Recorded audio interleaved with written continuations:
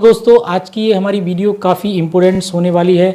बहुत सारे स्टूडेंट्स ने एक हमारा यूट्यूब पर दूसरा चैनल है, उसमें एक हमारा व्हाट्सअप ग्रुप है, उसके ज़रिए बहुत सारे बच्चों ने मेरे पे मैसेज किए थे और बहुत सारे सवाल उन्होंने भेजे थे। तो मैंने आज 2 सवाल जो है उनके उठाए हैं।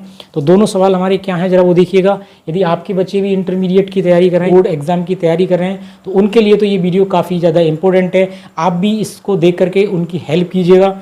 तो इस वीडियो में क्या है कि इस वीडियो बनाने का जो मेरा मोटिव था, जो मैंने किस लिए ये वीडियो बनाया, बहुत सारे स्टूडेंट्स ने मुझसे यूट्यूब पर हमारा क्या है एक दूसरा चैनल है, तो उस पर एक व्हाट्सअप ग्रुप है, उसके जरिए बहुत सारे स्टूडेंट्स ने मुझसे सवाल किए थे। और वो 2 सवाल थे।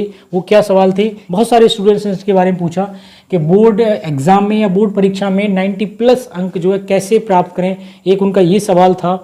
और दूसरा सवाल था बोर्ड एग्जाम की तैयारी मतलब कैसे करें, एक तरीके से, या बोर्ड एग्जाम की तैयारी करने की शुरुआत किस तरीके से करें। ऐसे सवाल बहुत सारे स्टूडेंट्स ने वैसे भी पूछते रहते हैं। और फिर तो मैंने सोचा कि कभी एक वीडियो बना दिया जाए ताकि सारी चीज़ें जो है लोगों की क्लियर हो जाए, सारे स्टूडेंट्स की ये बातें क्लियर हो जाएं।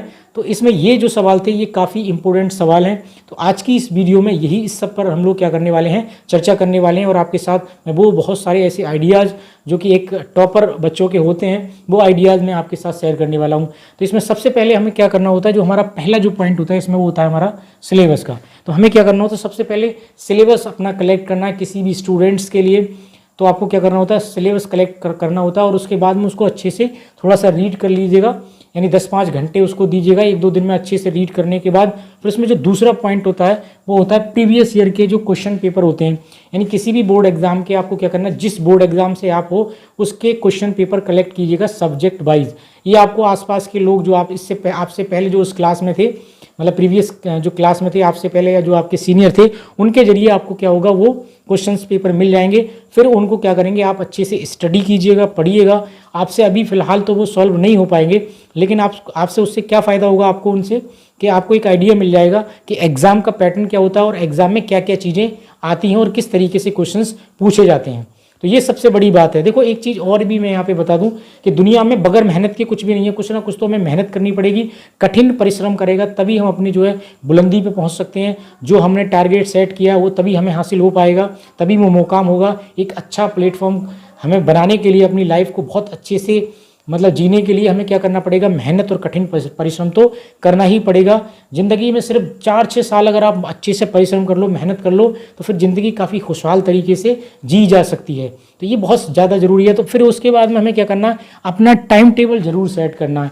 अब ये टाइम टेबल की जब बारी आती है तो इसमें बहुत सारे लोग अपनी अपनी अलग अलग राय देते हैं, बहुत सारे लोग अलग अलग तरीके से बताते हैं, लेकिन सबकी ज़िंदगी एक जैसी नहीं होती, सबका एक जैसा चीज़ें नहीं होती। घर का माहौल है, इवन स्कूल का भी माहौल है, या जो जहाँ पे रहते हैं ऐसा एटमॉस्फेयर सबका नहीं होता।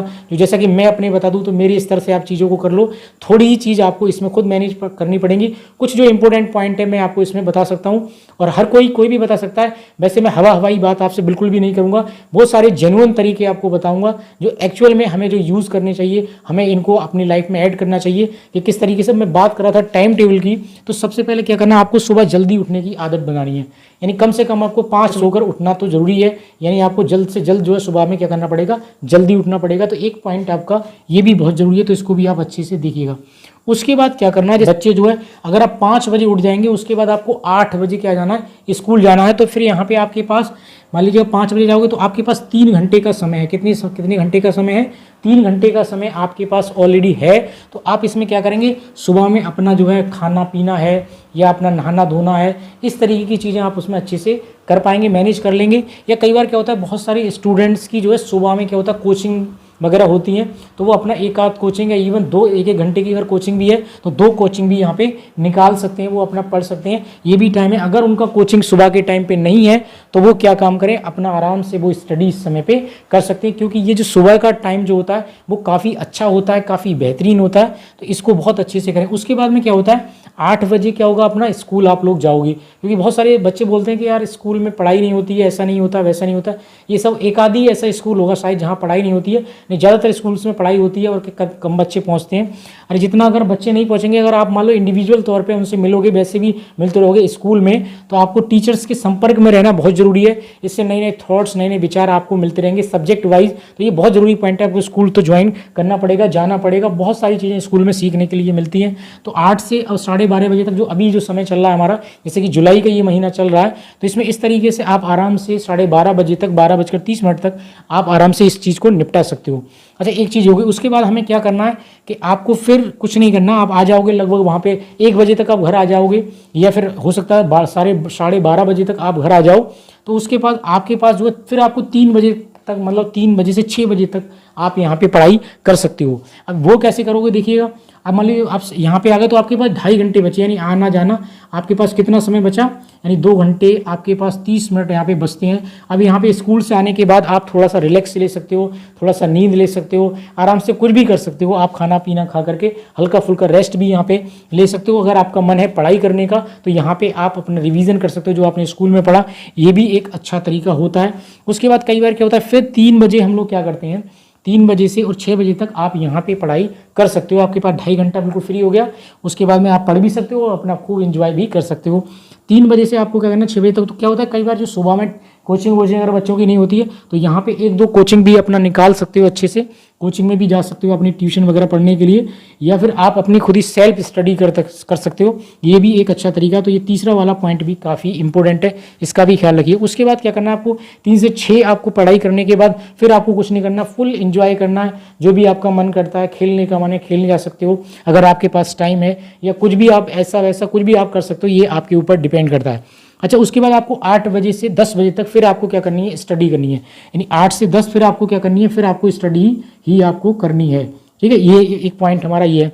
अब इसमें क्या हुआ कि मान लीजिएगा अब ये जो आपका 6 बजे से और ये जब ये टाइम बचा था आपका 8 बजे तक, 2 घंटे थे। आप 2 घंटे में आप रात का भोजन वगैरह भी कर सकते हो, रात्रि का खाना ये अच्छे से आप कर सकते हो। और 8 से 10 बजे तक अब आपने जो पूरे दिन पढ़ा था, मतलब ये जो पूरे दिन आपने स्टडी की थी, पढ़ाई की थी, उसका आप यहाँ पे रिवीजन कर सकते हैं।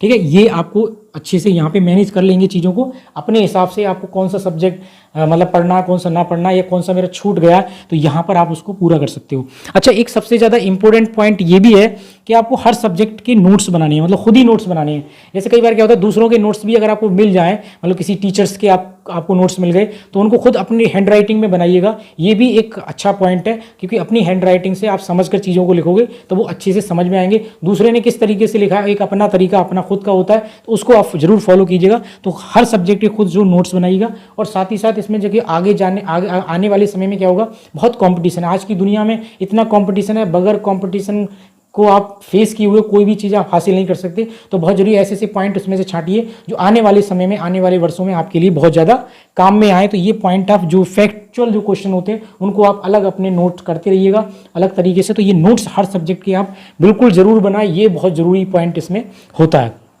अच्छा, फिर उसके बाद दोबारा से जो सुबह होती है, दोबारा से जब दूसरे दिन जाएंगे तो आपको क्या करना है, ये सारा जो पढ़ा इसका रिवीजन कर लीजिएगा। तो इस तरीके से आपका डेली रूटीन में ये चीज़ें क्या हो जाएंगी, आ जाएंगी। तो ये बहुत ज़रूरी ये वाले जो पॉइंट हैं इस तरीके से आप अपने कर दें। और दूसरी बात ये, जैसे कभी कभार क्या होती है, छुट्टी होती है, मान लीजिएगा वैसे छुट्टी होती है, हर संडे के लिए छुट्टी होती है, तो वो क्या है, आप उस समय जो आपका सब्जेक्ट, अच्छा एक चीज़ आपको और करनी है, आपको अपने वीक पॉइंट जो है वो भी मतलब जो है निकाल के लाने हैं। ये कौन सा मेरा वीक पॉइंट है, कौन सा सब्जेक्ट मुझे अच्छे से नहीं आता है, उन पर आपको अच्छे से बात करनी है। उन पर जो शुरुआती समय में आपको क्या करना है कि उन पर बहुत ज़्यादा मेहनत करनी है और बहुत ज़्यादा रिसर्च करनी है। और एक चीज़ और, पढ़ते समय आपको क्या करना है, जैसे डाउट्स वगैरह आते हैं, जिसको डाउट्स नहीं आता, कोई ऐसा कोई व्यक्ति नहीं है मेरे हिसाब से, मतलब हर व्यक्ति को डाउट्स आते हैं। 100% लोगों को क्या आते हैं, डाउट्स आते हैं। 100% लोगों को क्या आते हैं, डाउट्स आते हैं। 0% है जिनको डाउट नहीं आते, और ये 0 ही होते हैं, इनको आता कुछ भी नहीं है, क्योंकि ये स्टडी नहीं करते, पढ़ाई नहीं करते, तो इनके जो है डाउट आने नहीं है। जो पढ़ते हैं उनको 100% डाउट आते हैं। ठीक है, तो ऐसा नहीं है कि आपको डाउट्स नहीं आते, हर व्यक्ति को डाउट्स आते हैं। तो डाउट्स आना, उनको नोट कर लेना अपनी किसी भी बुक में, या किसी मतलब जो किसी भी अपनी नोटबुक में, सॉरी, उनको नोट आप कर लेंगे। नोट करने के बाद जब भी आप अपने सब्जेक्टिव टीचर से अच्छे से डिस्कस कर सकते हो। अब तो बहुत सारे ऐसी चीज़ें। अच्छा, एक चीज़ और मैं यहाँ पे बताना, जैसे मोबाइल का जो है वो ज़्यादा आप यूज़ ना करें, क्योंकि हमारा भी यूट्यूब चैनल है, तो मैं भी आपको ये प्रेफर नहीं करता कि बहुत ज़्यादातर आप मोबाइल का यूज़ करें। आप अगर किसी जगह फंस रहे तो स्टडी से रिलेटेड चीज़ें आप वहाँ पे देख सकते हैं, तो ये भी एक अच्छी चीज़ है। उसके बाद में आपका जो खाली समय उसमें देखिएगा, खेलने भी जाइए, घूमने भी जाइएगा, मतलब फुल एंजॉय से अपनी ज़िंदगी जीजिएगा। और एग्जाम का कोई बोझ अपने सर पर ना लें, ये भी बहुत गलत बात है। आराम से रिलैक्स के साथ आप रिवीजन करते रहिएगा, पढ़िएगा, रिवीजन करते रहिए, मतलब करते रहिए। रहिएगा, ये भी एक अच्छा हमारा पॉइंट है। तो बहुत ज़्यादा ज़रूरी चीज़ है, बहुत ज़्यादा ये मतलब जो है इनको आप अच्छे से मैनेज कर पाओगे और मुझे लगता है कि आपको ये क्लास बहुत ज़्यादा पसंद आई होगी और बहुत अच्छे से अपने हिसाब से इन चीज़ों को मैनेज कर सकते हो। अब टाइम का मैंने जो इस समय ये आपको बताया था, ये समय क्या होगा, चेंज हो जाएगा। क्या होगा कि समय जो है हमारा चेंज होता रहेगा भाई, अलग आगे चल के थोड़े दिन के बाद क्या होगा, दिन बड़े होने लगेंगे, तो इसको अपने हिसाब से चीज़ों को मैनेज करते चले जाओगे तो ये आपका सारा कुछ हो जाएगा। दोस्तों ये वीडियो आपको कैसा लगा? यदि आपको ये वीडियो अच्छा लगा हो तो प्लीज़ चैनल को सब्सक्राइब करें और साथ ही साथ बेल आइकन भी दबा दें ताकि आपको आने वाली वीडियोज़ की नोटिफिकेशन भी टाइम